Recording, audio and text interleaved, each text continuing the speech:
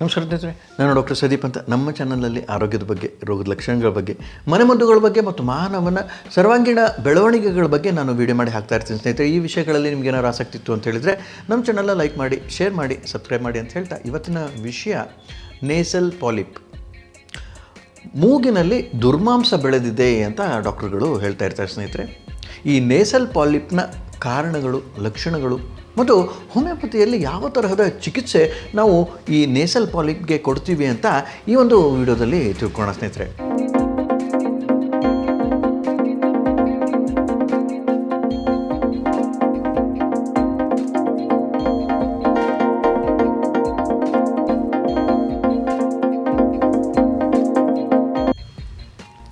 Nasal polyp ಮೂಗಿನ ದುರ್ಮಾಂಸ ಅಂತಲೂ ನಾವು ಹೇಳ್ತೀವಿ ಸ್ನೇಹಿತರೆ.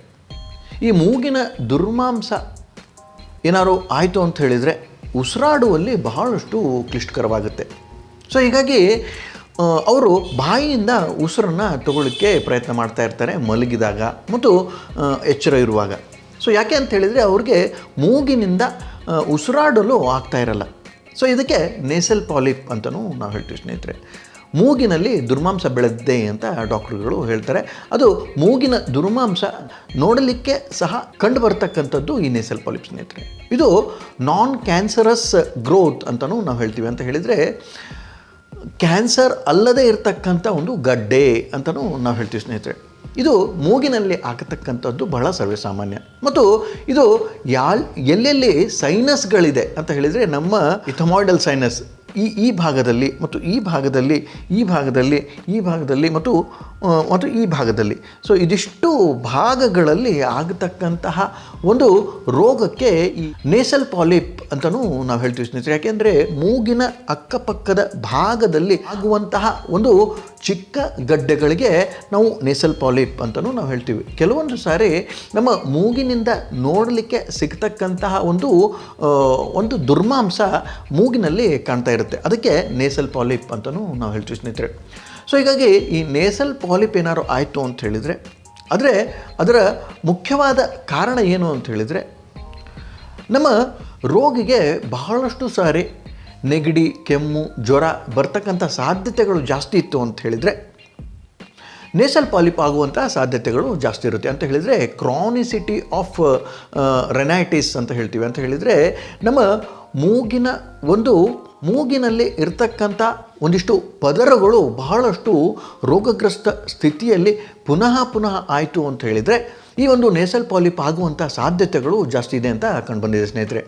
ರಿಕರಿಂಗ್ ರೆನೈಟಿಸ್ ಅಂತಲೂ ನಾವು ಹೇಳ್ತೀವಿ.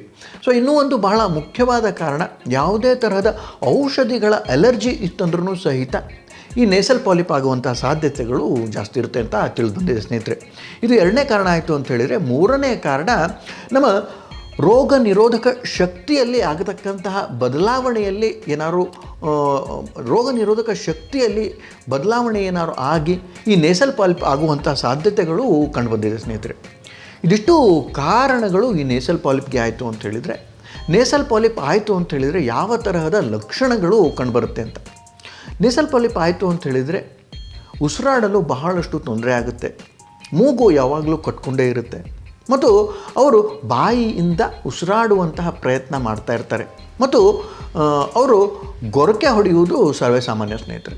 ಸೊ ಹೀಗಾಗಿ ಇದಿಷ್ಟು ಲಕ್ಷಣಗಳು ಈ ನೇಸಲ್ ಪಾಲಿಪಲ್ಲಿ ಕಂಡುಬರುವುದು ಸರ್ವೇಸಾಮಾನ್ಯ. ಇದರ ಒಟ್ಟಿಗೆ ನೆಗಡಿ ಇರುತ್ತೆ, ಶೀತ ಇರುತ್ತೆ, ತಲೆನೋವು ಇರುತ್ತೆ ಮತ್ತು ನಮ್ಮ ಅಪ್ಪರ್ ರೆಸ್ಪಿರೇಟರಿ ಟ್ರ್ಯಾಕ್ಟ್ ಅಂತ ಹೇಳಿದರೆ ನಮ್ಮ ಮೂಗು, ಗಂಟಲು, ಬಾಯಿಯ ಒಂದು ರೋಗಗಳು ಸರ್ವೇಸಾಮಾನ್ಯವಾಗಿ ಕಂಡುಬರ್ತಕ್ಕಂಥದ್ದು ಸರ್ವೇಸಾಮಾನ್ಯ ಸ್ನೇಹಿತರೆ.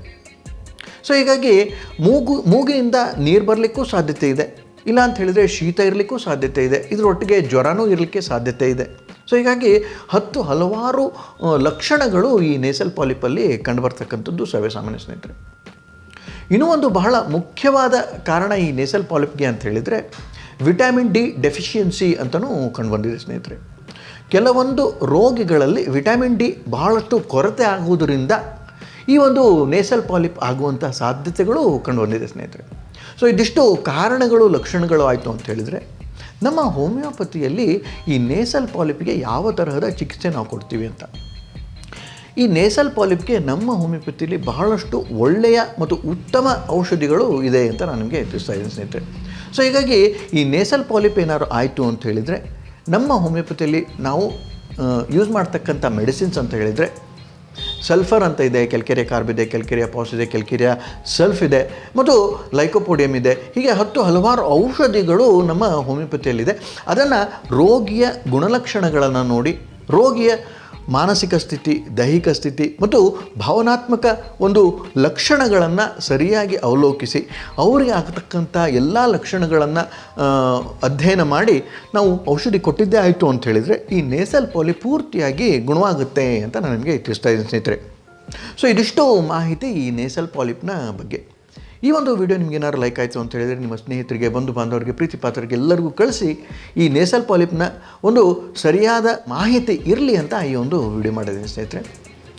ಈ ವಿಡಿಯೋ ಲೈಕ್ ಆಯಿತು ಅಂತ ಹೇಳಿದರೆ ನಮ್ಮ ಚಾನಲ್ನ ಲೈಕ್ ಮಾಡಿ, ಶೇರ್ ಮಾಡಿ, ಸಬ್ಸ್ಕ್ರೈಬ್ ಮಾಡಿ ಅಂತ ಹೇಳ್ತಾ ಈ ಎರಡು ಮಾತುಗಳನ್ನ ಮುಗಿಸ್ತೀನಿ ಸ್ನೇಹಿತರೆ. ನಮಸ್ಕಾರ, ಧನ್ಯವಾದಗಳು.